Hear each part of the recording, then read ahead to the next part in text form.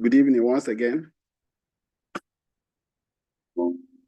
I evaluated the role of human resource development in ethics dilemma of public sector organizations in Nigeria.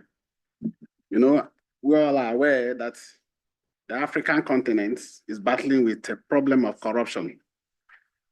Corruption profile of the African continent, African countries is very high, Nigeria in particular. And some of those problems as a result of inappropriate human resource development, where in most cases, people recruited or are employed into public sectors are non-professionals. For example, in one of the states where I worked, a medical doctor was appointed commissioner for finance. And you can see, what do you think he would be able to do in terms of professional ethics or even accounting procedures? These are some of the problems that characterize the public sector. And because politics owns the government, politics recruits staff into ministries. So it doesn't matter whether the person is a professional or not. The same thing, even why some of the small businesses fail over time. A managing director who owns a business will recruit his daughter or his son who has just read English. You say, you are the accountant of my business. He or she doesn't know anything about accounting system.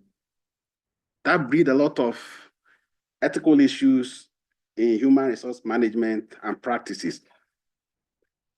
This study, we anchored it on three major theories: the consequentialism, deontology, and virtue ethics. When you get the paper, you can see the hypothesis formulated. Because of time, I'm just summarizing. To evaluate the mediating role that human resource development can play in resolving ethical dilemma in public sector. In consequentialism, the proponent of Jerry Meta and they collaborate, they believe that, whatever anyone does is a result of the consequences that matter in the agent, whether wrong or because an action, in other words, a moral agent action is right or wrong because and only because of the action's result or consequences. So people do certain things because of the consequences. They will tell you, I tell lie to save myself. And so that is the aspect of the theory. The deontological ethics talked about is a contrast to the consequentialism theory. They believe strongly, like the Kant and his collaborators, that they believe that some choices can be justified by their effect. In other words, the effect that gave rise to the actions. Some choices are morally forbidden, whether you justify it or not.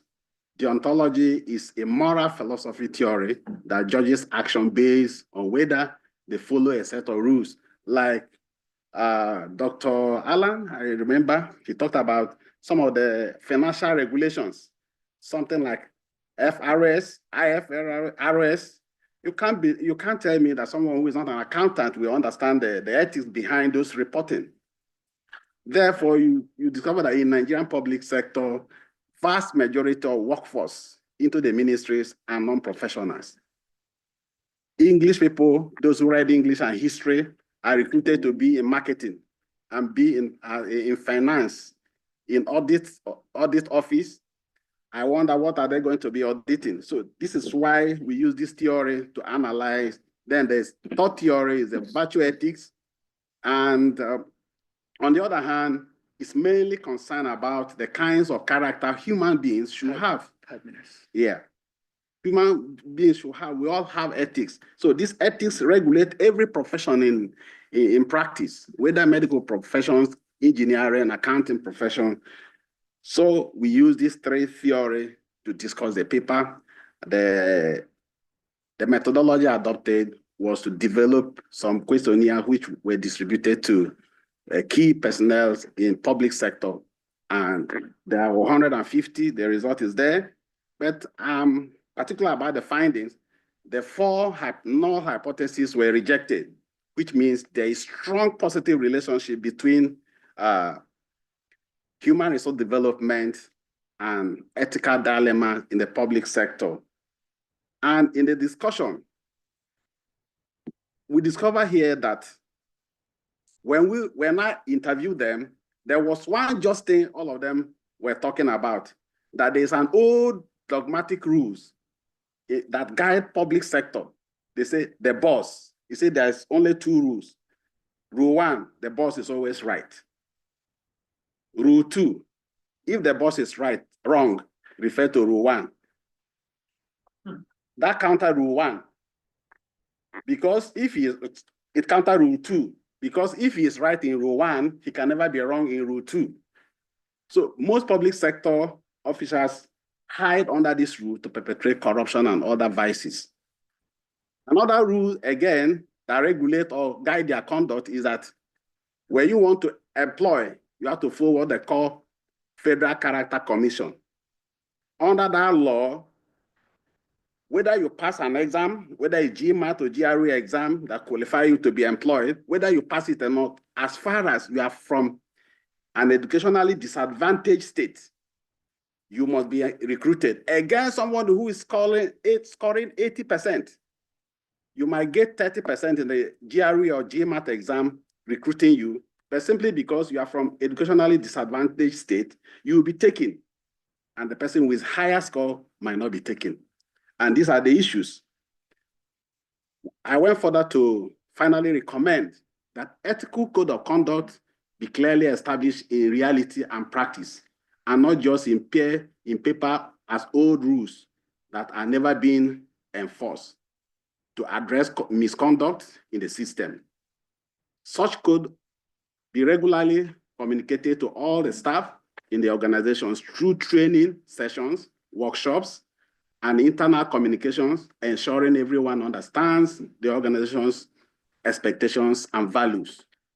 Ethical leadership development. Public organizations should implement training programs on ethical leadership, integrity, and transparency to equip senior officials with the necessary skills to navigate complex ethical dilemmas in the public sector institutions.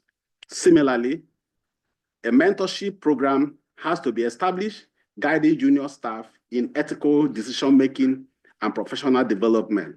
Ethical role models have to be identified and promoted within the organization, serving as inspiration and examples of ethical behavior for others.